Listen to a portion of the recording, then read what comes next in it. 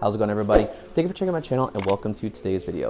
Today is going to be the third part of the series talking about the top Aura Runewords in Diablo 2 Resurrected. If you missed either of the parts that I've already covered, make sure to go check the card in the corner up above starting at part 1 so that way you guys can get caught up on which Runewords already landed on this list as far as the first 10 before we jump into the next 5 of the top 10 Aura Runewords in this game. Now, before jumping into the Runewords themselves, I'm going to go over the criteria for which I use to be able to compare them side by side so that way there's a good solid base foundation for which everyone can understand where I'm coming from when it comes to judging the Runewords from one another. We're going to be judging these Runewords based upon 5 different levels of criteria, and the first one's going to be the rune cost, to see if it is actually worth the runes to be able to get the stats and the aura to be able to benefit your character. The second is going to be the flexibility within the bases that you'd be able to use to see if it would be something that is more specific to a character, can be given to a mercenary, or a combination of both. The third thing is going to be the aura itself, to see if the aura is going to be really beneficial for not only the character that you're going to be playing, the mercenary you're going to be using, or the stats on the actual Runeword, which is the fourth criteria, which is going to be the stats additionally to the aura to see if they mesh well together, or if it is something that is going to be specific for using just the aura or just the stats themselves.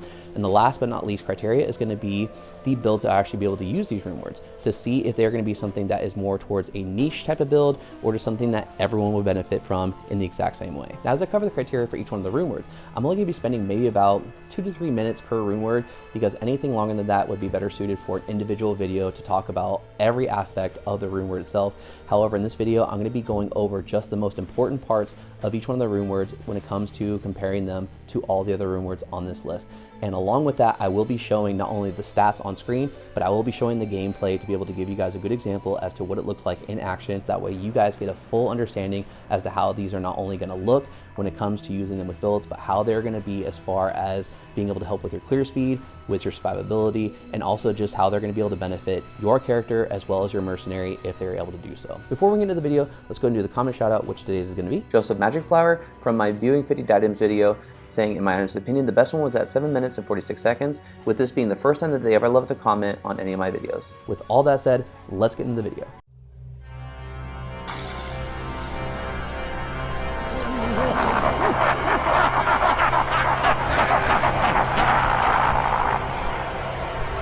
Not even death can save you from me.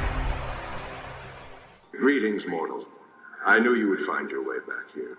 Now we're jumping into the top 10 of the Aura Runewords in Diablo 2 Resurrected, where the ability to compare them side by side is going to be very difficult and very interesting because the margin of error for which one Runeword is going to be placed ahead of one another on this list can be so minimal. It can be interchangeable depending on who you ask, and I'm certain that you guys are going to have your own thoughts on where some of these Runewords placed on this list, but let's go ahead and start with number 10. Number 10 is a Runeword named after how most see even getting the high cost rune to make it, a dream. This helm and shield Runeword requires a jaw at its highest cost, and with how good it can feel to roll this Runeword, the post-roll clarity comes when you realize you now need to roll Another one, as this is just one piece of the overall builds it's used on. What rolls on either the helm or the shield base is 10% chance to cast level 15 Confuse when struck, varying 20 to 30% faster hit recovery, boost to defense, plus 10 to vitality, boost to mana based on character level, varying plus 5 to 20 to all resistances, and varying added magic bind, with an increase to max life by 5% on the headwear, and plus 50 to life on the shield. To top off those stats, it also rolls with a static level 15 Holy Shock Aura, creating pulse damage that is amplified by 200% at melee range, but linearly goes back to normal damage at max range. This allows for great AoE as you walk around areas with large monster packs to be obliterated without even having to swing at them at lower player settings or playing solo online. Like I mentioned, rolling this in either base is only part of the overall build for the Aura. As well as the Tesla Den that also uses dual Dream setup for the build, but for the remainder of going over Dream, I'm going to be primarily focusing on the Aura Den, requiring a Dream Helm and Shield, Hand of Justice weapon, and Dragon Armor. The overall amount of high runes of this build is so costly, most won't ever be able to make this without either ridiculous amount of farming or trading. So many high runes are required to make this build possible. And yes, other characters could rock the dual Dream setup, but the Paladin is able to boost the damage to the Holy Shock Aura that stacks together between dual Dreams, and stacks with the Holy Fire Aura as well. This frees up the ability to boost Conviction up to its max of negative 150% to resistances if stacked with proper additional items or Grand Charms. A build that utilizes different elemental damages to make clearing different areas easier and not sacrificing clear speed, especially on lower player settings, and is a build to show off as the cost is higher than most would ever achieve on their own. However, it is very niche, and the opportunities to make other Runewords for the the cost of this build is more preferred aside from dedicated paladin fans. The other build that this combo is used on is a bear sorceress, so aside from the high cost of the dual dreams, add beast to the mix and watch all your shared characters' life savings of runes run out faster than people's summer dreams of traveling anywhere in California with how bad our gas prices are. This dream turned into a nightmare. Looking at the rune cost alone for one piece of this incredibly expensive build is why Dream takes the 10th spot on this list. With the number 9 spot comes one of the few new rune words introduced in patch 2.4. Mist is good for a hybrid boson setup, costing a cham rune and a gold rune for the highest of the runes. However, the benefits it gives make it worth it for the characters that want to be able to deal more than one type of damage. Not only does this new rune word help with freeing up some of your gear because of its stats, it also helps with freeing up some of your points in your skill tree. Having 100% to pierce means Razor Tail Belt doesn't need to be used. +3 to all skills helps when putting this rune word in an Amazon specific bow that comes with up to +3 to bow and crossbow skills to boost elemental damage, 40 all res, and 20% bonus to attack rating. Pairing all of that with the varying 325 to 375% enhanced damage is good for adding to physical damage. The varying level 8 to 12 concentration aura can be very beneficial for both your character and your mercenary if you're wanting your merc to not just be a walking stat stick, but also deal quite a bit of damage. Pairing a boson using Mist with an Act 2 Might Mercenary with endgame gear could have them doing up to 10,000 damage. The concentration aura, if at its max roll level, could help to bring the damage of this rune word close to on par with Ice. Where this rune word has its drawback is, Mist is much like the Druid. It's good for a few different things, but not amazing at any one specific thing, as there are alternatives that will outshine it. Mist is great for those wanting an in-between, more versatile weapon compared to Ice, Faith, and depending on who you ask, a Phoenix or a Hand of Justice bow. This can be a great item to have on your Act 1 Mercenary to pair with your character's Faith setup if specifically wanting to run boazons for both your character and your mercenary. However, Pride would be a much more ideal rune word to pair it with, as its concentration aura is much higher. Despite that, the Faith Pride combo means less damage for your mercenary compared to using Mist on your character and your mercenary using Affinity. This missile weapon specific rune word has a lot of potential, with as many varying stats as there are bases to choose from. This could be a great item for a boazon that wants to be able to deal with any immunity that comes their way, as it has stats catering to cold, fire, physical, and also being able to still use magic arrow if all else fails. At the end of the day, this new rune word is fun to use and can do quite a lot, but it's still very expensive, and a lot of players wouldn't be able to make this very easily, or by the time that they could, they might favor other alternatives. Don't sleep on this new rune word, just like I did it, as I felt it was right to be able to give it the number 9 spot on my list. At the number 8 spot is a rune word that makes up part of an overall good build, but costs as much as the whole build should be altogether. Hand of Justice is an expensive rune word costing Sur, Cham, and Low, and being able to be put into weapons. It gives off the same feel as a new player killing Bale in normal for the first time and wanting to know how to get Infinity and Enigma, only to realize that they now have to go through 2 more difficulties and spend countless hours farming in hopes that maybe a Vex would start to drop to work towards endgame gear. Don't get me wrong, this rune word has a lot of beneficial stats to it, with a 33% increased attack speed, varying 280 to 330% enhanced damage. Ignore target's defense for non-regular boss and champion enemies, negative 20% to enemy fire resistance, 7% life stolen per hit, 20% deadly strike, hit blinds target, and the ability to freeze your target. One stat that never ceases to make me question why is when something procs because you die. A 100% chance to cast level 48 Meteor when you die. For hardcore characters, that proc should never be the goal to have go off. Even those that don't play hardcore such as myself, that is not a proc that I ever want to see go off. Where this rune word's cost seems too expensive is that this is half of what is used for a Holy Firedin or Dragonin build. As with the level 16 Holy Fire aura when equipped, pairs with the rune word Dragon's level 14 Holy Fire aura for both the armor and shield, giving you level 44 Holy Fire. A good skill, and on lower player settings or playing solo online, can pulse kill non-fire immune monsters pretty quickly. Also, the pulse damage being doubled in melee range and scaling back to normal damage at max range is good, but still not enough to justify its cost, at least from the traditional melee use. This is usually the limitations to what this rune word could be used for. Granted, this can be made in all weapons with enough sockets such as bows for a fire boson, since they have been buffed a bit in the new 2.4 patch, but for melee specific weapons. Leaving this rune word to often only be used passively, aside from a zealot striking with it, as even in the phase blade, the enhanced damage wouldn't add a lot of physical damage even if rolled high, and only is a part of an otherwise good but not OP build. Other uses are just for very niche build choices such as a fire sorceress, fire bear druid, or even a melee sorceress. However, for the cost of the runes and the overall effectiveness of the aura with the other stats on it, there's much cheaper and better alternatives available. The other build that I only mentioned briefly before that I want to mention on its own would be for the fire boson. This rune word would arguably be the best in slot to use, as every single stat that unfortunately wouldn't be as good for a melee weapon is arguably the best for a fire boson. So it goes like this. For a Holy Firedin or Dragonin build, this is the weapon to use. For a fire boson, this is arguably the best to use. For other builds, there are other alternatives to preferably use. Even with the introduction to new level 85 areas that don't have many fire immunes to make fire builds more viable, this rune word isn't going to be the first choice for many builds to try out unless you really are wealthy and have the runes to burn. A fun rune word to try out, but with only being used in niche cases for the runes that it costs, I couldn't place it any higher than number 8 on my list.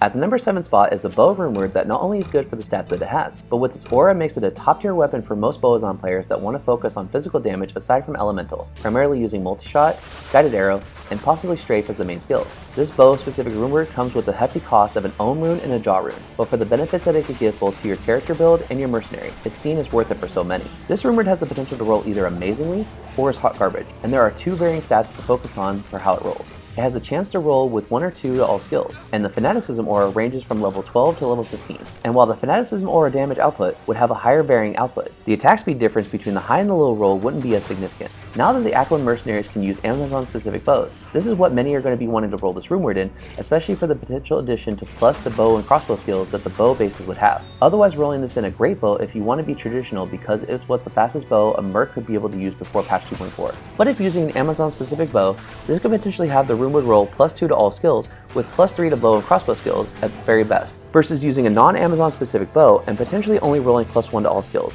bricking the runeword regardless of how the Fanaticism roll. Additionally, the static 330% enhanced damage, ignore target's defense for regular non-boss and champion enemy, 300% bonus to attack rating, damage to the undead, and some help with your resistances is another set of great selling points for why you should roll this runeword for your bows on. However, where this bolt is amazing and has a minor drawback is the Fanaticism aura, which gives a boost to damage, attack speed, and attack rating. This is great for the one wielding the weapon as they get the full benefit of the aura. However, for other party members, they receive a percentage of the effect, meaning if you give this to your mercenary, it helps them to deal more damage, and the Act 1 mercenary, despite being given a slight buff in the latest patch, still are not as strong as the long-standing king of mercenaries, the Act 2 Desert Mercenary, or the now fighting for the top spot Act 5 mercenary. With them having the runeword, your character and any other party members will get a percent of the aura's effect. And for most, that could be more than fine, as all they would need on their character is attack speed, but wanting to actually buff up the mercenary. But for those wanting to use this runeword on their character, this is better paired with Pride with the Act 2 mercenary for the additional boost to physical damage. I have faith that I made the right decision in putting this runeword at the number 7 spot on my list. With the number 6 spot comes Lawbringer, which for the level you can start to use this runeword. This is one of those runewords that gives back to the player so much more than it would cost to be able to make it. Being able to roll in hammers, scepters, and swords, and the highest cost being a Lem rune, this almost seems perfect.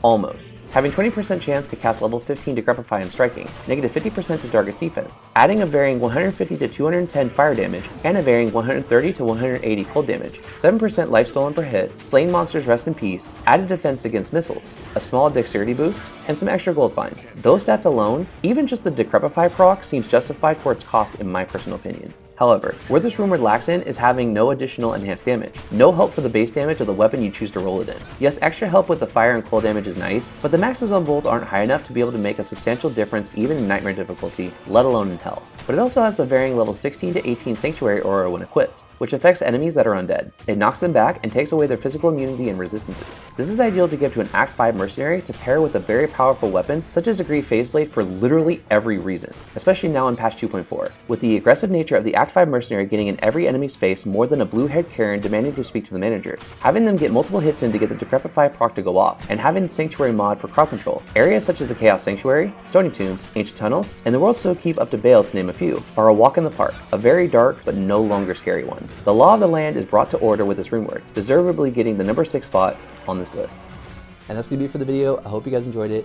Again, I just need to make sure to reassure this every single time. This is just my personal take on where I feel these runewords deserve to be on this list, and this is completely subjective. You might feel a certain way, which I encourage you guys to let me know in the comment section below where you would put some of these runewords on your top list of the Aura Runewords in Diablo 2 Resurrected. And hopefully you guys are going to stick around for the 4th and final part to be able to see why I decided to put the top 5 runewords at the spots that they're at, and to be able to see which ones actually make the cut.